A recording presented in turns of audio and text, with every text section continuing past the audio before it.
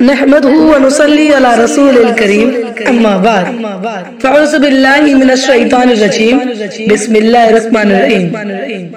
आदरणीय अध्यक्ष महोदय एवं मेरी प्रिय बहनों, आज मैं आप सबके समक्ष जिस भाषण को लेकर आप सबके सामने उपस्थित हुई हूँ, उस भाषण का विषय है संसार की वास्तविकता। अमल हयातुद दुनिया इल्लल मताउल गुरूर।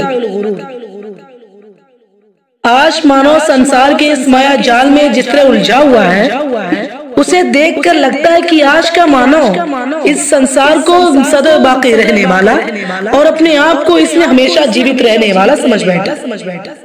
लेकिन इससे बड़ा झूठ और धोखा कुछ नहीं हो सकता, क्योंकि पर्याप्त व्यक्ति अपने आंखों से प्रतिदिन न जाने कितनों की अर्थियां उठते हुए देखता है और उसको ये भी विश्वास है कि एक न एक दिन वो भी इस संसार को छोड़ देगा।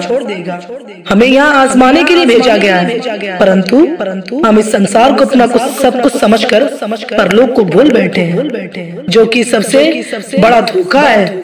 जैसे कि अल्लाह का कथन है, अमल हयातुद दुनिया इल्लल मताउल गुरूर, और दुनिया का जीवन केवल धोखे का सामान है। प्रिय संजनों, संसार की वास्तविकता को स्पष्ट करते हुए नबी करीम सल्लल्लाहु अलैहि वसल्लम को इस कथन का हज़रत जाबिर रज़ियल्लाहु ताला अन्हु रिवायत करते हैं कि रसूलुल्लाह सल्लल्लाहु अलैहि वसल्लम एक बार बाजार से गुजर रहे थे, तो आपने एक बकरी के बच्चे के मरा हुआ देखा, जो कि छोटा था और उसके कान भी बहुत छोटे थे।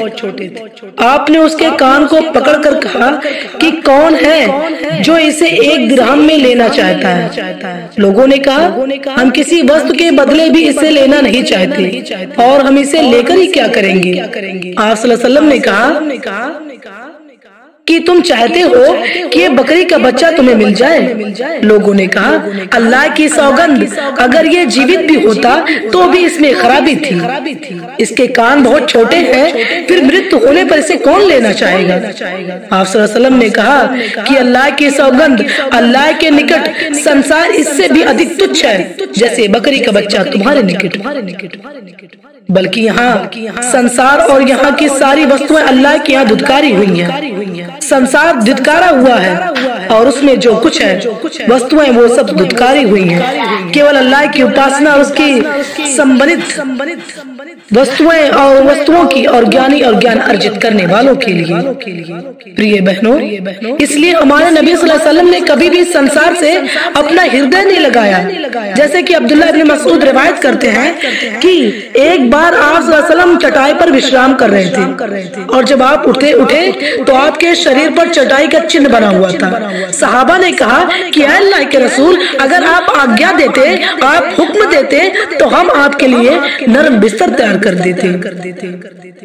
आप सल्लल्लाहु अलैहि वसल्लम ने उत्तर दिया, मेरा इस संसार से कोई संबंध नहीं। मेरा इस संसार से केवल इतना संबंध है जैसे कोई यात्री यात्रा के लिए आए और किसी वृक्ष के नीचे विश्राम करने के लिए बैठ जाए और फिर उठे और अपने मार्ग की तरफ चल पड़े। मेरा इस संसार से केवल इतना ही संबंध है। आप सल्लल्लाहु अलैहि वसल्लम ने इस संसार की वास्तविकता को स्पष्ट करते हुए कहा कि अल्लाह की सौगंध, दुनिया परलोक की ऐसी उदाहरण है कि जिससे एक आदमी समुद्र में उंगली डाल दे, फिर देखे उसे कितना पानी लगता है। जितना पानी उंगली में लगता है वो संसार है और बकिया समुद्र परलोक है। इस्लाम में संसार की वास्तविकता को स्पष्ट करने के बाद जीवन व्यक्त करने का ढंग और तरीका भी बतला दिया है। जैसे कि नबी सल्लल्लाहु अलैहि वसल्लम का कथन है, तुम दुनिया में इस तरह रहो जैसे कोई परदेसी यात्री।